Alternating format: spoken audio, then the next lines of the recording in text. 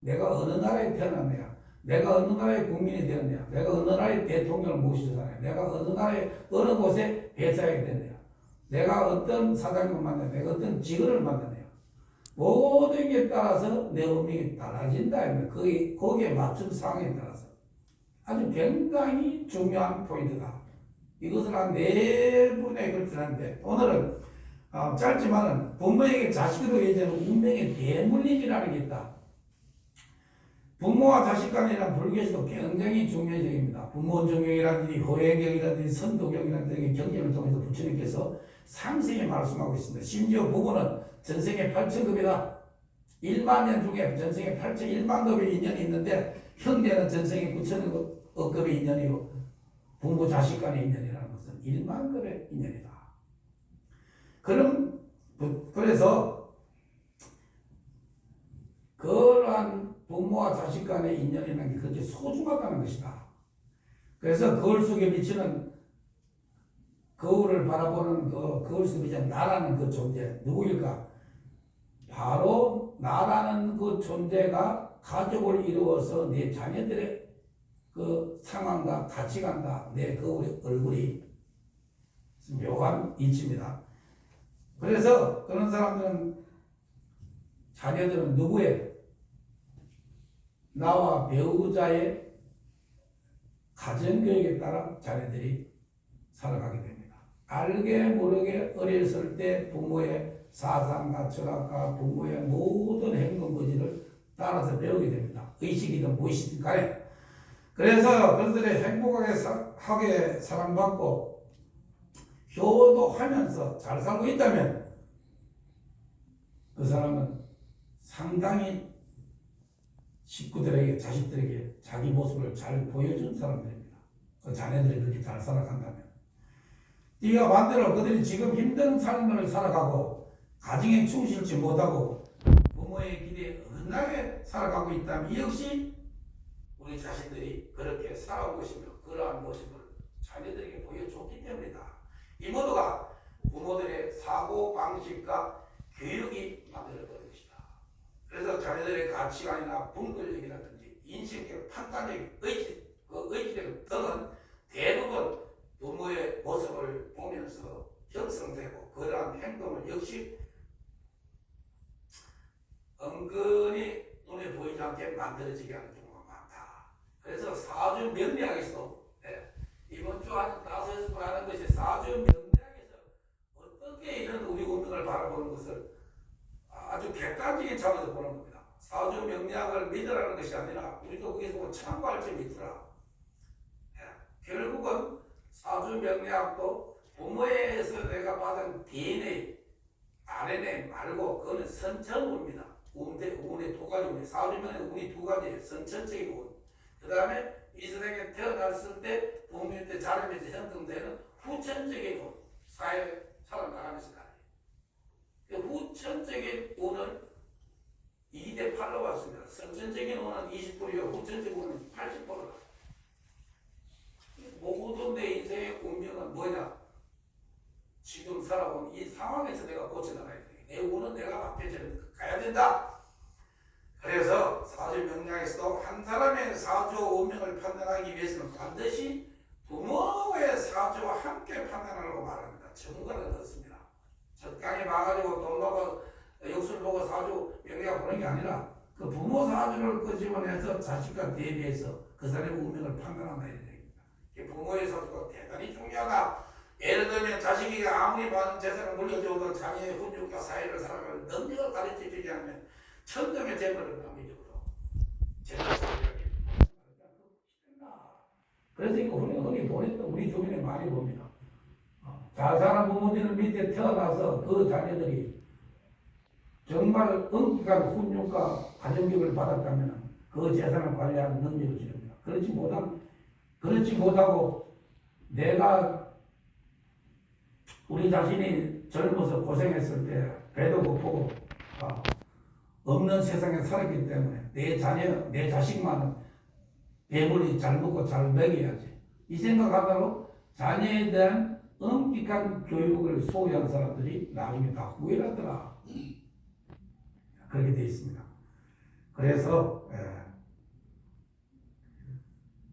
우리 자신의 바른 모습이라든지 바른 행동, 바른 말투가 우리 자매들의 인생을 완전히 그 운명을 바꾸는 것이다. 아무리 좋은 사주와 기운을 가지고 태어나서 너 뭐래? 뭘 하겠느냐?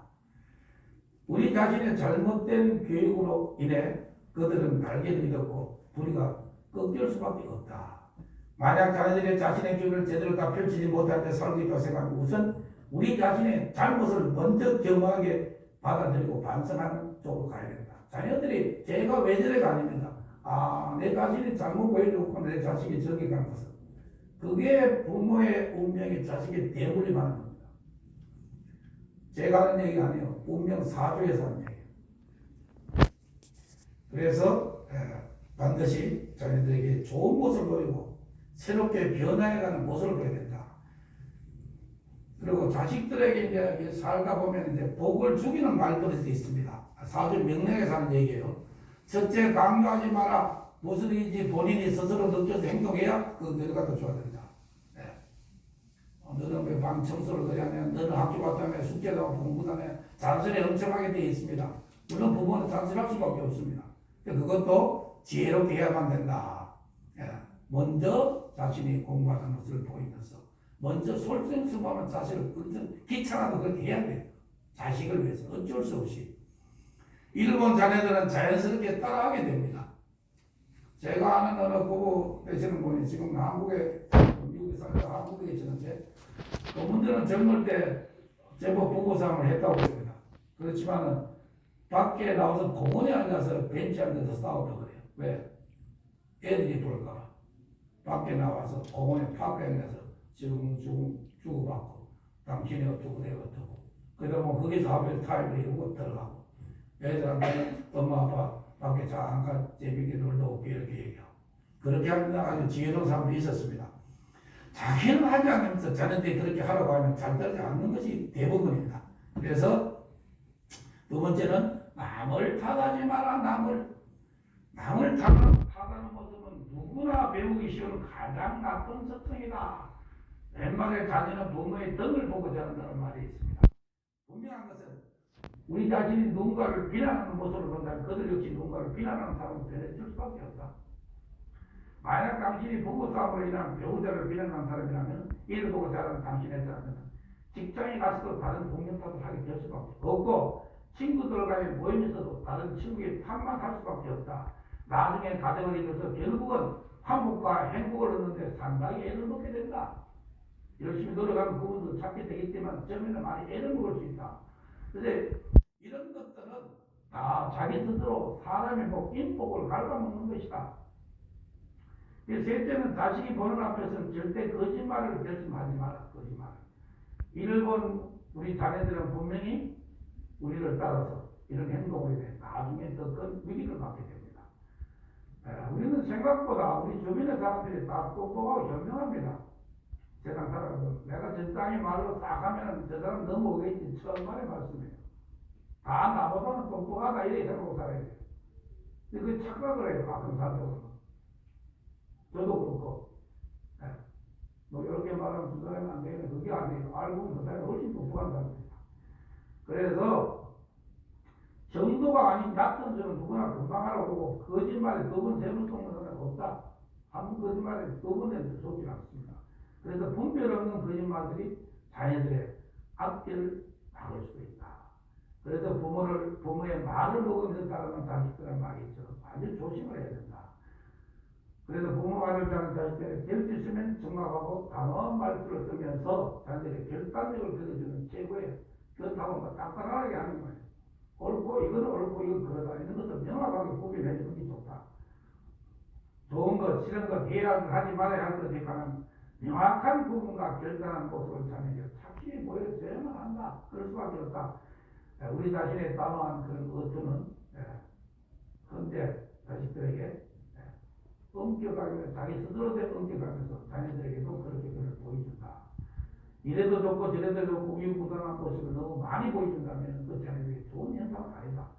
그래서 될 수 있으면 긍정적인 말도 이해하는 말투를 쓰자. 긍정적인 그런 자세로.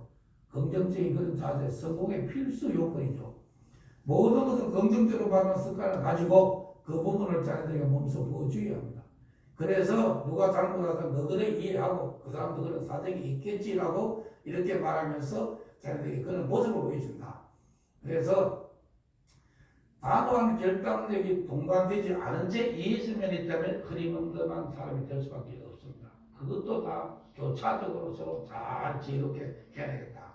그래서 그런 자녀들은 직장생활에 또 사회생활에도 잘 적응해 나갈 수 있고 다른 사람들이 많이 따르는 사람이 됩니다. 이것이 바로 인복을 낳는 길이다. 세 번째는 사과하는 말투를 쓰는 겁니다. 사과. 내가 잘못했어. 근데 우리들이 이제 한국 사람이 조금 지금 세대들은 참 좋은데 저희 세대들에 대해서는 유교 문화를 받아가지고 죄송합니다, 미안합니다 이 말 쓰기가 쉽지가 않아요.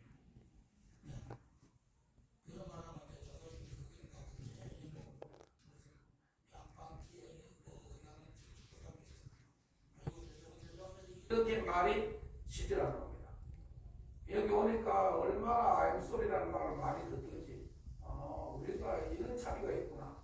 지금 세대들은 얼마나 좋아요. 내가 잘못하면 금방 제가 잘못했으면 죄송합니다 한마디 하면 될 텐데 그 말이 잘 나가잖아. 왜? 속으로 미안한 마음이 있으니까 말을 잘못해. 습관이 안 돼서 그런 분들이 꽤 많습니다. 그래서 먼저 사과하는 모습을 자녀에게 보여줘야 됩니다. 한 6년, 7년, 8년 됐나 한국에서 인기에 방영됐던 드라마가 있어요. 그러면 알겠네요. 낭만 닥터 김사부라는 드라마 봤어요. 그 드라마 보면 극중에서 나이 많은 간호사, 그 널스 한 분이 어린 환자에게 자신의 나이답지 못한 행동을 사과하는 그런 장면이 나왔는데 그 장면은 당시 최고의 명장면으로 회자되고 있습니다. 나이 많은 간호사 아줌마가 어린 많은 환자에게 내가 정말 미안했다고 솔직히 사과하고 그 쉬운 일이 아니거든 사실은. 그래서 여러분의 자녀가 이러한 마음을 갖게 된다면 많은 사람에게 존경받는 사람이 될 것이다. 이 세상에 자식의 성공을 바라지 않는 부모는 없다. 하지만 남에게 손가락질 받으면 남을 짓밟고 비겁한 방법으로 성공하기 원하는 부모 또한 역시 없다는 얘기입니다. 그래서 사회에 적응하지 못해 고통받거나 스스로 불행하다고 생각하는 사람들은 그 공통적인 문제점이 뭐야? 공통적인 문제점은 세상 모든 것을 자기 입장에서 바라보고 자기만의 생각을 그렇게 생각하는 버릇을 가지고 있습니다. 자기 중심만 돌아갑니다. 참 이게 어려운 사고가 많습니다. 세상은 덕으로 살아야 되는데 성공한 사람들, 부자고 행복한 삶을 사는 사람들 대부분은 자기 자신을 조금씩 희생해가면서 다 같이 함께 살아가는 공생의 사회적인 공생의 마음을 가진 자가 대부분입니다. 그런 사람이 부자로 살고 잘 살아요.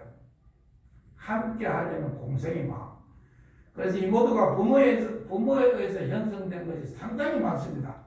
어릴 때 부모의 영향이 큽니다. 그것도. 자녀를 낳는 일에는 가끔 이런 말 우리 주변에 듣습니다. 쟤는 누구를 닮아서 저런지도 모르겠어요. 이것도 들어보면은 뭐 그렇다 한 것 같지만 자세히 보면은 후천적인 어린이 부모들의 알게 모르는 영향이 가 있습니다. 그것을 아주 깊이 자기 스스로 생각을 다듬어야 됩니다. 그래서 또 이제 그러니까 그런 말투를 가지고 부모의 그 운명을 자식에게 대분명하지 마라. 이것이 바로 운명의 대분명이에요. 우리가 보면 뭐 대단한 건 그게 아니라 간단한 변화를 주면서 자식에게 좋은 변화를 주는 이것이 운명의 대변화. 운명을 어떻게 바꾸냐? 먼저 내가 변화를 줘야만이 내 자신의 운명을 바꾼다고 그랬습니다. 오늘 또 시간이